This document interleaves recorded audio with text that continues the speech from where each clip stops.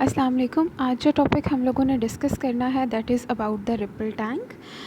Ripple tank हमारे पास एक ऐसी डिवाइस है जिसे हम वाटर वेव्स को प्रोड्यूस करने के लिए यूज़ करते हैं। और क्यों वाटर वेव्स को इसमें प्रोड्यूस करवाते हैं? ताकि हम वेव्स की करैक्टरिस्टिक्स को, उसकी प्रॉपर्टीज़ को स्टडी कर सकें। वेव जो है this is a carrier of energy. तो wave has also some characteristics, तो उन करैक्टरिस्टिक्स को स्टडी करने के लिए हम लोग रिपल टैंक को यूज़ करते हैं। एक दफ़ा देख लेते हैं। अगर आपको शॉर्ट क्वेश्चन में पूछा जाए कि what is a ripple tank, तो आप इसका आंसर लिखेंगी यहाँ तक, स्टार्ट से लेके ना यहाँ तक आप इसका आंसर लिख देंगी, ठीक है। और नीचे इसकी डायग्राम है, वो भी हम लोग साथ साथ देखते जाते हैं ये रिपल टैंक बेसिकली है क्या। जी, तो सबसे पहले अंडरलाइनिंग आपको नज़र आ रही होगी, या फिर इसको नहीं भी अगर हम अंडरलाइन करेंगे तो इस पूरे के पूरे पैराग्राफ को इम्पॉर्टेंट मार्क कर लें। रिपल टैंक होता क्या है? Ripple tank is a device to produce water waves and to study their characteristics. Ripple tank हमारे पास एक ऐसी डिवाइस है जो वाटर वेव को प्रोड्यूस करती है ताकि हम उसकी करैक्टरिस्टिक्स को स्टडी कर सकें। Next, the apparatus consists of a rectangular tray having the glass bottom. जो हमारे पास ये अपरेटस है, it consist of a rectangular tray जिसका जो बॉटम है वो ग्लास का बना हुआ होता है। ये जो ग्रीन कलर है ये आपको रेक्टेंगुलर ट्रे नज़र आ रही है, और इसका जो बॉटम होगा वो ट्रांसपेरेंट होगा, ग्लास का बना होगा। अब वो क्यों होगा? ताकि ट्रांसपेरेंट होगा कि उसमें से लाइट पास कर सके, इसलिए हमने उसको ट्रांसपेरेंट बनाया हुआ है। नेक्स्ट देख लीजिए, ठीक है। And it is placed nearly a half metre above the surface of a table. अब ये जो रिपल टैंक है बेसिकली इसको एक टेबल के ऊपर रखना है, और टेबल की सरफेस से इस ट्रे का जो डिस्टेंस है that would be about half metre. Okay, this is like this. Next देखते हैं, what waves can be produced on the surface of the water present. जो पानी इसमें खड़ा हुआ है, ये जो ब्लू कलर में नज़र आ रहा है आपको, ये सारा का सारा पानी है, ये दिस इज़ द पानी। तो ये पानी जो है इसकी सरफेस पे हम लोग वेव्स को प्रोड्यूस करवा सकते हैं bye means of a vibrator, एक वाइब्रेटर की हेल्प से। This is the vibrator, electrical vibrator. Vibrator क्या करेगा? वाइब्रेट करेगा, जैसे आपका मोबाइल फ़ोन अक्सर वाइब्रेट करता है, इसी तरह से वाटर की सरफेस पे ये वाइब्रेट करेगा। इसकी वाइब्रेशन की वजह से वाटर के स्टिल मीडियम में डिस्टर्बेंस क्रिएट होगी, और ये जो है ये प्रोड्यूस कर देगा वाटर वेव्स। नेक्स्ट, अच्छा, चलें इस पैराग्राफ में देखते हैं। ये भी पैराग्राफ जो है वो थोड़ा सा पढ़ने वाला है, फिर मज़ीद मैं इसको एक्सप्लेन कर लेती हूँ। एक दफ़ा इसकी रीडिंग देख लेते हैं कि ये क्या कह रहा है यहाँ पे। जी, वेरी फर्स्ट लाइन में उसने लिखा है, the vibrator is an oscillating electrical motor fixed on the wooden plate. ठीक है, ये जो ब्राउन कलर में दिखाई हुई है ना, ये एक वुडन प्लेट है, और इसके ऊपर ये जो चीज़ है ये हमारे पास ये एक इलेक्ट्रिक मोटर है।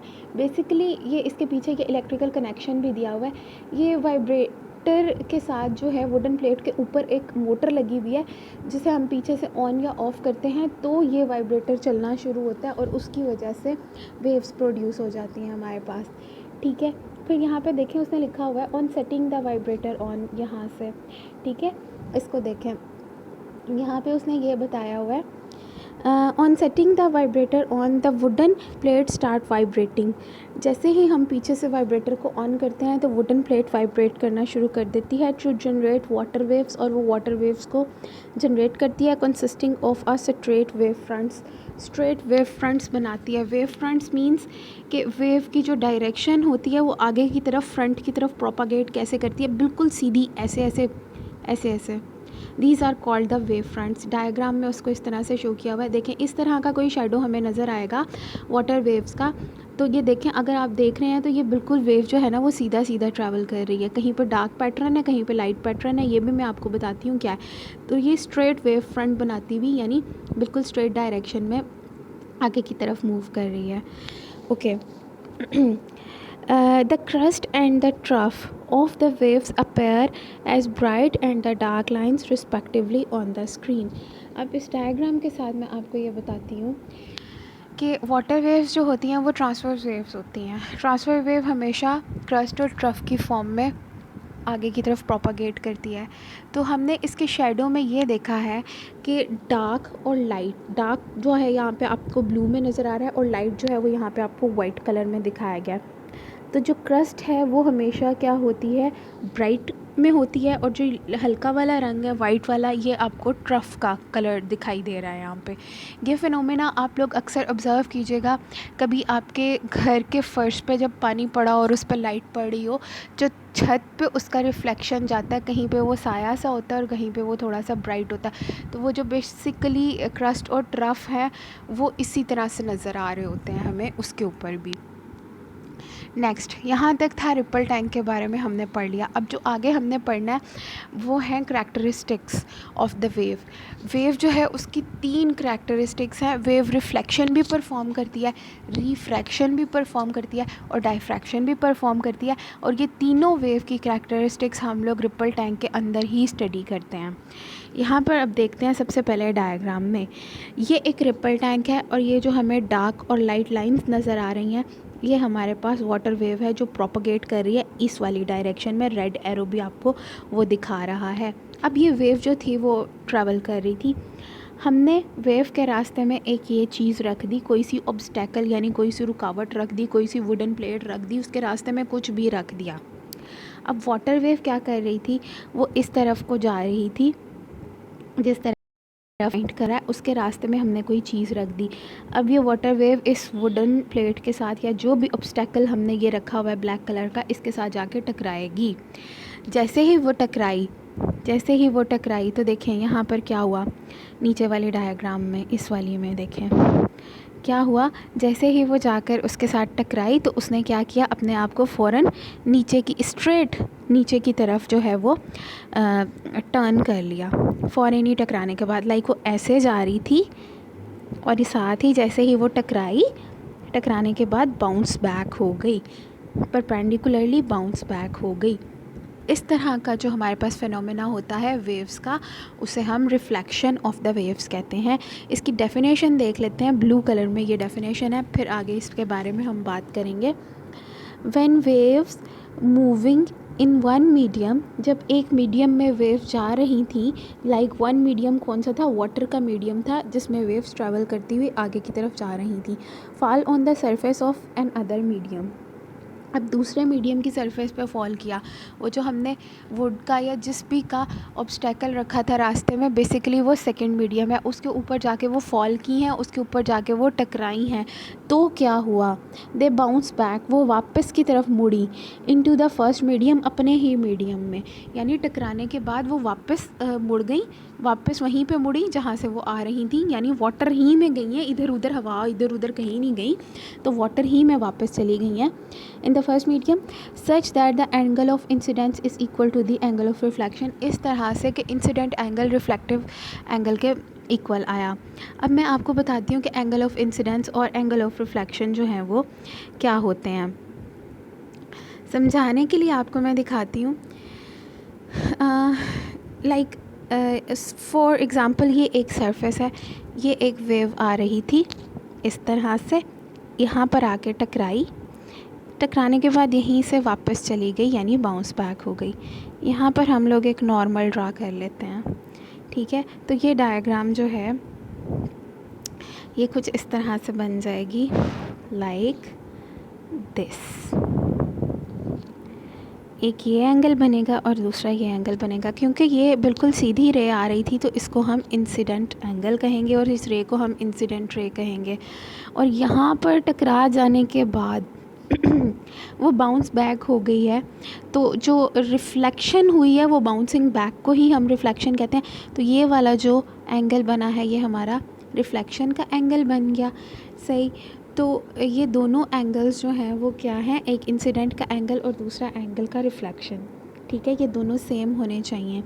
लाइक इस डायग्राम में, इस वाली डायग्राम में आप देख सकते हैं, इसी को मैं बना के बता देती हूँ।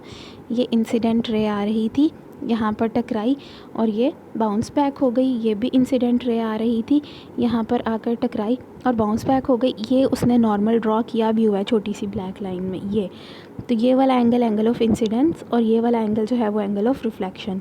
क्लियर बता देती हूँ दोबारा। इंसिडेंट रे ये नॉर्मल ड्रॉ किया, एक ये एंगल बन गया, एक ये एंगल बन गया, ये वाला एंगल इंसिडेंट का था और ये वाला एंगल रिफ्लेक्शन का था। This was the phenomena of reflection. The second one, ये बस इतना ही करना है जितना मैंने आपको बताया, डायग्राम और उसकी डेफिनेशन। ठीक है, डायग्राम ज़रा अच्छी सी बनाइएगा, यही वाली बनाएं जो यहाँ पे बनी हुई है। नीचे वो डार्क और वो लाइट बनाने की ज़रूरत नहीं है, क्योंकि मैं आपको आगे एक्सप्लेन भी कर देती हूँ कि किस तरह से डायग्राम बनानी है, इसमें कोई प्रॉब्लम वाली बात नहीं है। हम लोग अगला फिनोमेना पहले रीड कर लेते हैं। नेक्स्ट फिनोमेना ऊपर आपको नज़र आ रहा है, ऊपर वाली ये जो डेफिनेशन ब्लू में लिखी हुई है, कौन सी वाली, ये वाली, इसको पहले पढ़ लेते हैं, फिर इस फिनोमेना को समझते हैं। रिफ्रैक्शन होता क्या है? जी, when a wave from one medium enters into the second medium, second medium at some angle, its direction of travel changes. जब अगर कोई वेव एक मीडियम से दूसरे मीडियम में एंटर हो जाए तो वो क्या होती है, उसकी डायरेक्शन ऑफ ट्रैवल चेंज हो जाती है, और भी जो फैक्टर्स होते हैं वेव के वो चेंज हो जाते हैं। किस तरह से होते हैं ये मैं आपको बताती हूँ। हर मीडियम में वेव के ट्रैवल करने की अपनी अपनी स्पीड और अपनी अपनी करैक्टरिस्टिक होती है। वाटर के अंदर वेव्स जो हैं वो अपनी स्पीड के साथ मूव करती हैं, अपने तरीके से मूव करती हैं। अगर वाटर वेव्स को हवा में ट्रैवल करना पड़े और तरीके से मूव करेंगी, जैसे हवा में परिंदे और तरह से उड़ते हैं और पानी में परिंदों को अगर डाल दिया जाए तो वो बेचारे और ही तरह से रिएक्ट करेंगे। ठीक है, इसी तरह से हर मीडियम की अपनी अपनी करैक्टरिस्टिक्स होती हैं। सिमिलरली अगर वाटर वेव किसी गहरी जगह पे ट्रैवल कर रही हैं तो वो और तरीके से ट्रैवल करेंगी, अगर किसी कम गहरी जगह पर ट्रैवल कर रही हैं तो वो और तरीके से ट्रैवल करेंगी।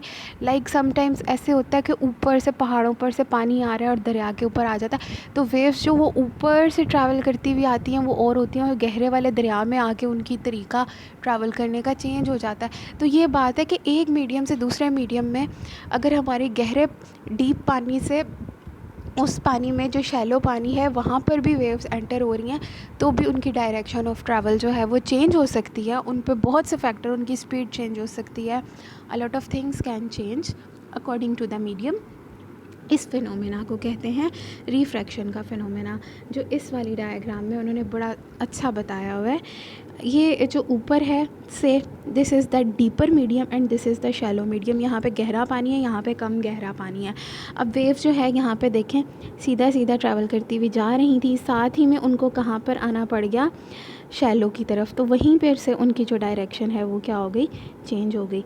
सच phenomena is called as phenomena of refraction. ये वाली जो है ये डायग्राम है रिफ्रैक्शन की, और डेफिनेशन इसकी यहाँ पे ये दी हुई है। This was the phenomena of refraction. एक फिनोमेना है हमारे पास जो थर्ड वन, वो है डाइफ्रैक्शन का। This is the diffraction's definition. कौन सी वाली, ये वाली। इस डेफिनेशन को पढ़ लेते हैं। The bending and spreading of wave around the sharp edges or corners of obstacles or slits is called diffraction. Wave जब ट्रैवल करती हुई जाती है, अगर उसको किसी तंग रास्ते से गुज़रना पड़े तो वो क्या करेगी, उसमें से गुज़रेगी ज़रूर अपने आप को बेंड करके। लाइक अगर आपको किसी छोटे दरवाजे में से गुज़रना पड़े जो आपकी हाइट से बहुत छोटा है, तो आप झुक के उसमें से गुज़र ज़रूर जाएंगे। इसी तरह से वेव का भी होता है, वेव भी ऐसे ही करती है। यहाँ पर इसकी एग्जांपल में देखें, ये दो ऑब्स्टैकल्स रख दी हमने, दो रुकावटें रख दी वेव के रास्ते में। वेव बिल्कुल सीधी आ रही थी। अब वेव में सब ने इसमें से गुज़रना भी है, तो वो किस तरह से गुज़र रही है, अपने आप को यहाँ पर बेंड कराती हुई गुज़र रही है। ये देखें ऐसे ऐसे बेंड होती हुई गुज़रती जा रही है। ठीक, so this is the phenomena of diffraction. Similarly इस वाली डायग्राम में भी उसने यही दिखाया है कि ये दो हम लोगों ने रख दी ऑब्स्टैकल्स रास्ते में वेव के। पहले वेव्स बिल्कुल सीधी आ रही थी, जैसे ही इसमें से गुजरी हैं तो उन्होंने अपने आप को बेंड कर लिया है। तो this phenomena is called as diffraction phenomena. Slits कहते हैं सुराख को। जैसे अगर ये चीज़ है, एक बहुत नैरो सी ओपनिंग है, तो ये चीज़ जो है ये स्लिट है। ठीक है, और ये जो चीज़ें रखी गई हैं वाटर वेव के रास्ते में, ये रुकावटें हैं, इनको हम ऑब्स्टैकल्स कह देते हैं। अच्छा, ये भी वही। अच्छा, ये जनाब MCQs हैं, मार्क कर लें। फर्स्ट वन, का आंसर ए है, सेकंड वन का आंसर बी है, थर्ड वन का आंसर सी है, फोर्थ का आंसर जो है वो फिर ए है, फिफ्थ वन का जो आंसर है वो डी है, सिक्स का आंसर ए है, सेवन्थ वाला जो आंसर है वो बी है। इसमें आपने v is equal to F lambda का फार्मूला लगाना है, उसमें वैल्यूज़ पुट करेंगे। एंड देन नेक्स्ट का आंसर जो सेवन्थ है उसका सी है, नहीं एट्थ का आंसर सी है, नाइन्थ का जो आंसर है वो ये है, बी है। ठीक है, तो ये हमारे सारे MCQs भी यहाँ पे हो गए। डायग्राम्स किस तरह से बनानी है मैं अभी आपको बता देती हूँ। जी, तो अब आपको ये नज़र आ रही होगी डायग्राम, ये रिफ्लेक्शन के लिए मैंने ड्रॉ की है। ये एक ऑब्स्टेकल बना दिया है मैंने, नज़र आ रहा होगा, दिस इज़ द ऑब्स्टेकल। ये एक इंसिडेंट रे आ रही है, ये रिफ्रैक्टेड रे आ रही है। ठीक है, और ये आप देख सकते हैं क्लियरली एंगल्स क्या हैं। ये एंगल ऑफ इंसिडेंस है, ये एंगल ऑफ रिफ्लेक्शन है। ठीक है, और ये जो चीज़ है ये नॉर्मल है। नॉर्मल मतलब परपेंडिकुलर ड्रॉ कर दिया, दरमियान में से ना दोनों को हाफ हाफ कर दिया। तो this was the diagram of reflection. Please ध्यान से इसे आपने बनाना है, रजिस्टर्स पे बना लें, काम आएगा आपका बिल्कुल इसी तरह से। उसके बाद आता है रिफ्रैक्शन। रिफ्रैक्शन के लिए मैंने इस तरह से बना दिया कि ये देखें, ये पेंसिल को यूज़ करते हुए जो जहाँ पे ज़रा डार्क पेंसिल है वहाँ पे डीप रीजन शो कर दिया, जहाँ पे थोड़ी हल्की पेंसिल है वहाँ पे शैलो रीजन शो कर दिया, और ये बताया कि डीप से जब शैलो में गई हैं तो वो उनकी डायरेक्शन ऑफ ट्रैवल जो है वो चेंज हो गई है। ठीक है, ये रिफ्रैक्शन के लिए था। उसके बाद ये डायग्राम जो है डायफ्रैक्शन की डायग्राम बुक में भी बहुत क्लियर है, तो इस तरह से आप ये डायग्राम्स को ड्रॉ कर सकते हैं। ठीक है।